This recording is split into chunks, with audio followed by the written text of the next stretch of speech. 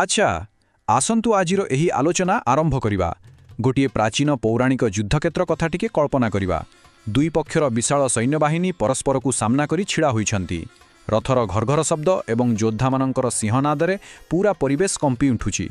ଆଗାମୀ ପିଢ଼ିର ଯୁବ ଯୋଦ୍ଧାମାନଙ୍କ ପାଇଁ ଏହା ବୋଧହୁଏ ରକ୍ତ, ବୀରତ୍ୱ ଆଉ ଗୌରବର ଏକ ଚରମ ମୁହୂର୍ତ୍ତ। କିନ୍ତୁ ଠିକ୍ ଏତିକି ବେଳେ ଯଦି ସମସ୍ତଙ୍କର ଆଦର୍ଶ ଥିବା ଜଣେ ମହାନ ଏବଂ ପ୍ରବୀଣ ଯୋଦ୍ଧା ହଠାତ୍ ନିଜର ଅସ୍ତ୍ର ତଳେ ରଖିଦିଅନ୍ତି, ତେବେ କ'ଣ ହେବ? ଆଜିର ଏହି ବିଶ୍ଳେଷଣରେ ଆମେ ଏକ ଅତି ପ୍ରାଚୀନ ଏବଂ ଗଭୀର ଉତ୍ସରୁ ଏହି ମହାନ ଯୋଦ୍ଧାଙ୍କ ମନୋଭାବକୁ ଅନୁଧ୍ୟାନ କରିବାକୁ ଯାଉଛେ। ଏହା କେବଳ ଏକ ପୌରାଣିକ କାହାଣୀ ନୁହେଁ, ବରଂ ଆଗାମୀ ଯୁଗର ସମସ୍ତ ଯୁବଯୋଦ୍ଧାମାନଙ୍କ ପାଇଁ ଏହା ହେଉଛି ଏକ ବଡ଼ ଶିକ୍ଷା, ଯାହା ବିଜୟର ପ୍ରକୃତ ମୂଲ୍ୟ କ'ଣ ତାହା ଶିଖାଇଥାଏ। ଆମର ରାଜ୍ୟରେ କ'ଣ ଦରକାର ହେ ଗୋବିନ୍ଦ? ଏହି ଭୋଗ ଅବା ଏ ଜୀବନର ମଧ୍ୟ କ'ଣ ଲାଭ? ସେହି ମହାନ ଯୋଦ୍ଧା ନିଜର ଦିବ୍ୟ ସାରଥୀ ଗୋବିନ୍ଦଙ୍କୁ ଏକ ପ୍ରଶ୍ନ ପଚାରୁଛନ୍ତି। ଟିକିଏ ଭାବିବା କଥା, ଯେଉଁ ଯୋଦ୍ଧା ନିଜର ପୂରା ଜୀବନ ଯୁଦ୍ଧକଳା ଶିଖିବାରେ ଆଉ ବିଜୟ ହାସଲ କରିବାରେ ବିତାଇଛନ୍ତି, ସେ ହଠାତ୍ ଯୁଦ୍ଧର ଠିକ୍ ପୂର୍ବରୁ ଏପରି ଏକ ପ୍ରଶ୍ନ କାହିଁକି କରୁଛନ୍ତି? ଏହି ଗୋଟିଏ ବାକ୍ୟ ପୂରା ଦୃଷ୍ଟିକୋଣକୁ ବଦଳାଇ ଦେଉଛି ନା? ଏହା ସିଧାସଳଖ ଆମକୁ ଯୁଦ୍ଧର ସେହି ମିଛ ଗୌରବରୁ ନେଇ ମଣିଷ ମନରେ ଏକ ଗଭୀର ଅସ୍ତିତ୍ୱବାଦୀ ଭୟ ଏବଂ ଶୋକ ଭିତରେ ପକାଇ ଦେଉଛି। ଆସନ୍ତୁ ପ୍ରଥମ ବିଭାଗକୁ ଯିବା, ଯାହା ହେଉଛି ଯୋଦ୍ଧାର ଭାରାକ୍ରାନ୍ତ ହୃଦୟ। ବର୍ତ୍ତମାନ ଏହି ମାନସିକ ସ୍ଥିତିକୁ ବୁଝିବାକୁ ହେଲେ ଆମକୁ ପ୍ରଥମେ ନିରର୍ଥକତା ବା ଫ୍ୟୁଟିଲିଟି ଶବ୍ଦକୁ ଭଲ ଭାବରେ ବୁଝିବାକୁ ପଡ଼ିବ। ନିରର୍ଥକତା ମାନେ କ'ଣ? ଏହା ହେଉଛି ସେହି କଠୋର ସତ୍ୟ ଯେତେବେଳେ ହୃଦୟଙ୍ଗମ ହୁଏ ଯେ ଯେଉଁ ବିଜୟ ପାଇଁ ରକ୍ତନଦୀ ବୁହାଇବାକୁ ପ୍ରସ୍ତୁତି ଚାଲିଛି, ପ୍ରକୃତରେ ତା'ର କୌଣସି ହିଁ ମୂଲ୍ୟ ନାହିଁ। ବାସ୍ତବରେ ଯଦି ଯୁଦ୍ଧକ୍ଷେତ୍ରରେ ବିଜୟ ହାସଲ କରିବା ପରେ ଜଣେ ଯୋଦ୍ଧାର ଆତ୍ମା ଭାଙ୍ଗିଯାଏ ଏବଂ ମାନବିକତା ଶେଷ ହୋଇଯାଏ, ତେବେ ସେହି ଭୌତିକ ବିଜୟ ସମ୍ପୂର୍ଣ୍ଣ ଅର୍ଥହୀନ ହୋଇପଡ଼େ। ଆଉ ଏଇଠି ଆସୁଛି ସବୁଠାରୁ ବଡ଼ ବିରୋଧାଭାସ। ପ୍ରିୟଜନମାନଙ୍କ ବିନା ବିଜୟ ପ୍ରକୃତରେ କୌଣସି ବିଜୟ ନୁହେଁ। ଏହା ହିଁ ସେହି ମୂଳ କଥା ଯାହା ଯୋଦ୍ଧାଙ୍କୁ ଭିତରୁ ଆନ୍ଦୋଳିତ କରିଦେଉଛି। ଉଦାହରଣ ସ୍ୱରୂପ, ଜଣେ ଯୁବ ସୈନିକ ଯୁଦ୍ଧକ୍ଷେତ୍ରକୁ କାହିଁକି ଆସେ? ନିଶ୍ଚିତ ଭାବେ ରାଜ୍ୟ ଜୟ କରିବାକୁ ଏବଂ ନିଜ ଲୋକଙ୍କ ପାଇଁ ସୁଖ ସମୃଦ୍ଧି ଆଣିବାକୁ, ଠିକ୍ ନା? କିନ୍ତୁ ଭାବି ଦେଖନ୍ତୁ, ଯଦି ସେହି ବିଜୟର ଖୁସି ବାଣ୍ଟିବା ପାଇଁ ନିଜର ଆପଣାର ଲୋକମାନେ ହିଁ ଆଉ ଜୀବିତ ନଥିବେ, ତେବେ ବିଜୟର ସେହି ପୁରସ୍କାର ସମ୍ପୂର୍ଣ୍ଣ ମୂଲ୍ୟହୀନ ନୁହେଁ କି? ଏବେ ଆଗକୁ ବଢ଼ିବା ଦ୍ୱିତୀୟ ବିଭାଗକୁ, ବିଜୟର ମୋହମାୟା। ଯଦି ଆମେ ଗୌରବର ଏହି ମୋହମାୟାକୁ ଟିକେ ତାର୍କିକ ଢଙ୍ଗରେ ବିଶ୍ଳେଷଣ କରିବା, ତେବେ ତିନୋଟି କଥା ସମ୍ପୂର୍ଣ୍ଣ ସ୍ପଷ୍ଟ ହୋଇଯିବ।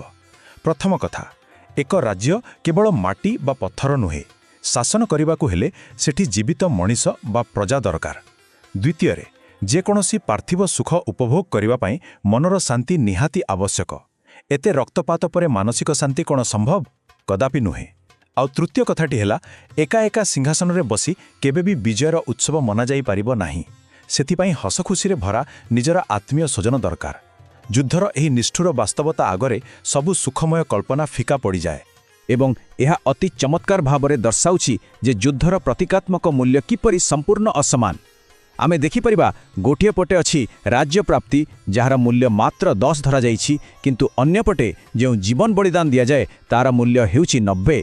ଏହା କେତେ ଅଯୌକ୍ତିକ ବୁଝାମଣା ନୁହେଁ କି?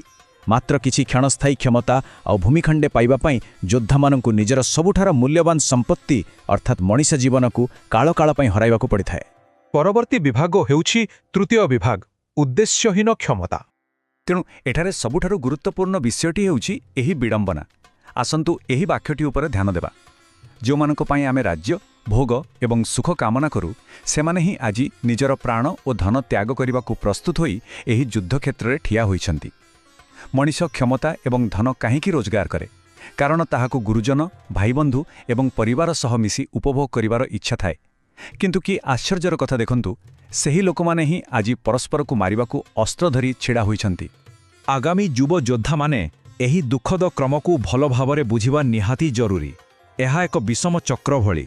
ପ୍ରଥମ ପଦକ୍ଷେପ ହେଲା ନିଜ ଲୋକଙ୍କର ମଙ୍ଗଳ ପାଇଁ କ୍ଷମତା ଏବଂ ଏକ ରାଜ୍ୟର ଅନ୍ୱେଷଣ କରିବା। ଦ୍ୱିତୀୟରେ, ସେହି କ୍ଷମତା ହାସିଲ କରିବା ପାଇଁ ଏକ ଭୟଙ୍କର ଏବଂ ନିର୍ମମ ଯୁଦ୍ଧରେ ଲିପ୍ତ ହେବା।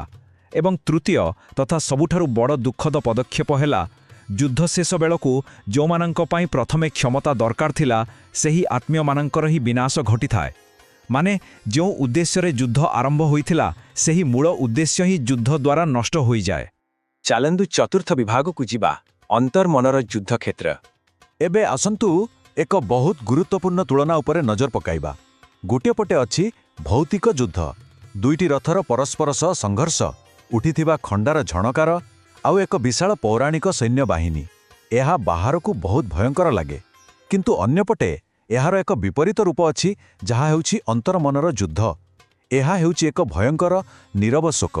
ଗୋଟିଏ ପଟେ ନିଜର ଯୋଦ୍ଧାଧର୍ମ ପାଳନ କରିବାର ଚାପ ଏବଂ ଅନ୍ୟପଟେ ନିଜର ପ୍ରିୟଜନମାନଙ୍କୁ ହରାଇବାର ନିଶ୍ଚିତ ଆଶଙ୍କା ମଧ୍ୟରେ ଛନ୍ଦି ହୋଇଥିବା ମନ।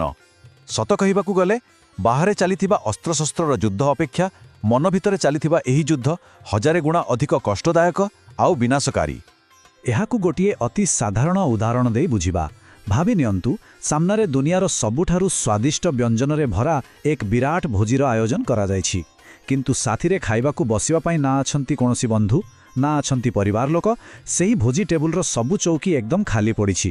ସେତେବେଳେ ସେହି ସୁସ୍ୱାଦୁ ଖାଦ୍ୟ ମଧ୍ୟ ପାଟିରେ ପାଉଁଶ ବଳି ଲାଗିବ ନାହିଁ କି? ବିଲକୁଲ ଲାଗିବ। ଠିକ୍ ସେହିପରି ପୂରା ପୃଥିବୀକୁ ଜିଣିନେବା ଏବଂ ଗୋଟିଏ ବିଶାଳ ସାମ୍ରାଜ୍ୟର ମାଲିକ ହେବା ସତ୍ତ୍ୱେ ଯଦି ଯୋଦ୍ଧା ପାଖରେ ନିଜର ଆପଣ ଲୋକ ନଥାନ୍ତି, ତେବେ ତାର ଆତ୍ମା ମରିଯାଏ। ଶେଷରେ ଆସନ୍ତୁ ପଞ୍ଚମ ବିଭାଗକୁ। ଧନ ସମ୍ପତ୍ତି କେବେ ହେଲେ ଆତ୍ମୀୟଙ୍କର ବିକଳ୍ପ ହୋଇପାରିବ ନାହିଁ। ଏଠାରେ ସବୁଠାରୁ ଆକର୍ଷଣୀୟ କଥାଟି ହେଉଛି ପ୍ରାଚୀନ ଗ୍ରନ୍ଥରେ ବର୍ଣ୍ଣିତ ତ୍ୟାଗର ଏହି ଧାରଣା। ଶ୍ଲୋକରେ ସ୍ପଷ୍ଟ କୁହାଯାଇଛି ଯେ ଯୋଦ୍ଧାମାନେ ଯୁଦ୍ଧକ୍ଷେତ୍ରରେ ଛିଡ଼ା ହୋଇଛନ୍ତି ପ୍ରାଣ ଏବଂ ଧନ ଉଭୟକୁ ତ୍ୟାଗ କରିବାକୁ ପ୍ରସ୍ତୁତ ହୋଇ। ଏଥିର ବୁଝାପଡ଼େ ଯେ ଯୁଦ୍ଧରେ ମଣିଷ ଉଭୟ ନିଜର ଭୌତିକ ସମ୍ପତ୍ତି ଏବଂ ନଶ୍ୱର ଜୀବନକୁ ବାଜି ଲଗାଇ ଦିଏ। ଏଠାରେ ବସ୍ତୁ ଏବଂ ଜୀବନକୁ ଏକାକାର କରିଦିଆଯାଇଛି, ଯାହା ଯୁଦ୍ଧର ସମ୍ପୂର୍ଣ୍ଣ ସର୍ବସ୍ୱାନ୍ତକାରୀ ରୂପକୁ ଆମ ସାମ୍ନାରେ ରଖୁଛି। କିନ୍ତୁ ଆମକୁ ଏହି ଦୁଇଟି ମଧ୍ୟରେ ଥିବା ଏକ ବିରାଟ ପାର୍ଥକ୍ୟକୁ ବୁଝିବାକୁ ପଡ଼ିବ। ଗୋଟିଏ ପଟେ ଥିବା ଭୌତିକ ସମ୍ପତ୍ତି କିମ୍ବା ଗୋଟିଏ ସାମ୍ରାଜ୍ୟ ନଷ୍ଟ ହେଲେ ମଧ୍ୟ ତାକୁ ଆମେ ପୁଣିଥରେ ଗଢ଼ିପାରିବା। ଧନ ସମ୍ପତ୍ତି ଲୁଣ୍ଠନ ହୋଇପାରେ, ଏହା କେବଳ ଅସ୍ଥାୟୀ।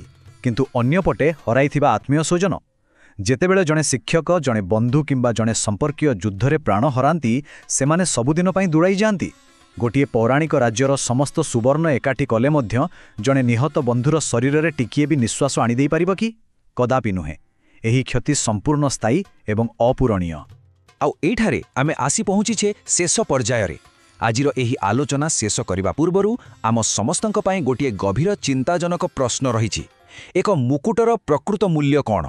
ଯେତେବେଳେ ଆମେ ଜୀବନରେ ସଫଳତା, କ୍ଷମତା କିମ୍ବା ଗୌରବ ହାସଲ କରିବାକୁ ଆଗେଇ ଯାଉ, ସେତେବେଳେ ଟିକେ ଅଟକି ଯାଇ ଭାବିବା ଉଚିତ ଯେ ଏହାର ପ୍ରକୃତ ପରିଣାମ କ'ଣ ହୋଇପାରେ। ସେହି ମହାନ ଯୋଦ୍ଧାଙ୍କର ଏହି ଶୋକ କେବଳ ଏକ ପୁରୁଣା କାହାଣୀ ନୁହେଁ ବନ୍ଧୁଗଣ। ଏହା ହେଉଛି ଭୌତିକ ବିଜୟର ନିରର୍ଥକତା ଉପରେ ଏକ ଅବିସ୍ମରଣୀୟ ଶିକ୍ଷା। ଆଶା କରୁଛି ଆଜିର ଏହି ଆଲୋଚନା ବିଜୟ ଏବଂ ଜୀବନର ମୂଲ୍ୟବୋଧ ବିଷୟରେ କିଛି ନୂଆ କରି ଭାବିବାକୁ ନିଶ୍ଚୟ ଖୋରାକ ଯୋଗାଇବ।